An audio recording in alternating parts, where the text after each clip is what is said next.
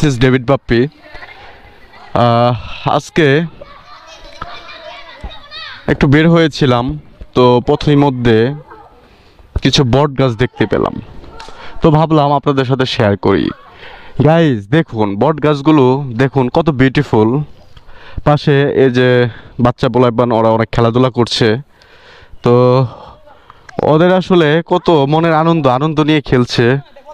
তো আমাকে খুব ভালো লাগলো আমার এই বিষয়টা, ভাবলাম আপনাদের সাথেও একটু শেয়ার করি। এই যে দেখুন, ওরা খেলাধুলা করছে মনের আনন্দে। একটা সময় আমরাও খেলতাম, তো এখন হয়তো ওইভাবে আর বা এই পরিবেশে খেলা হবে না। তারপরও স্মৃতিগুলো মনে হলেও ভালো লাগে যে একটা সময় আমরাও এমন দৌড়াদৌড়ি করতাম, খেলাধুলা করতাম। তো সাথে এই যে দেখতে পাচ্ছেন আমি দেখানোর জন্য আসলাম বট গাছগুলো। এগুলো কি ওদের চুল গাইস? হ্যাঁ, গাছটা ঝুলে আছে, মনে হচ্ছে ওর পিছন দিয়ে চুল ঝুলছে। সো খুবই অ্যামাইজিং। দেখেন বট গাছটা, এটা অনেক পুরাতন হবে, অনেক পুরাতন হবে। এই যে দেখতে পাচ্ছেন। So it's very beautiful place.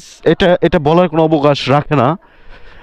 সাথে যদি আপনাদেরকে দেখাই, এই যে দেখতে পাচ্ছেন আরেকটি বট গাছ, জাস্ট ওয়াও। এটাও মেবি অনেক বয়স হবে। আর পাশে দেখতে পাচ্ছেন একটি, oh my god, it's very very big. দেখুন কত বড়। এই যে দেখুন বট গাছটি, জাস্ট অনেক বড় বড় বট গাছ। আর এর যদি আকৃতি আপনাদেরকে দেখাই, আপনারা খুবই আশ্চর্য হবেন। দেখেন কি পরিমাণ, মানে এদের যে আমরা যে গাছের শেকড়গুলো দেখি, আমার জানি কেমন মনে হচ্ছে এই প্রত্যেকটা ঢালগুলো এদের শেকড়, মানে ছোট ছোটোভাবে মাটির সাথে এতটাই পুক্তভাবে আটকে গিয়েছে। অর্থাৎ এই গাছটাকে ধ্বংস করতে হলে এই প্রত্যেকটা এর যে শেকড় রয়েছে এগুলো কাটতে হবে, কেটে গাছটাকে করতে হবে।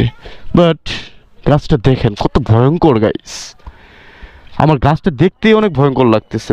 বিশাল একটি ভয়ঙ্কর গাছ, বিশাল বড়, অনেক প্রাচীন হবে মেবি। এই যে দেখতে পাচ্ছেন অনেক প্রাচীন একটি গাছ হবে। এই যে দেখুন, এদের সাথে যে বাচ্চারা খেলাধুলা করছে।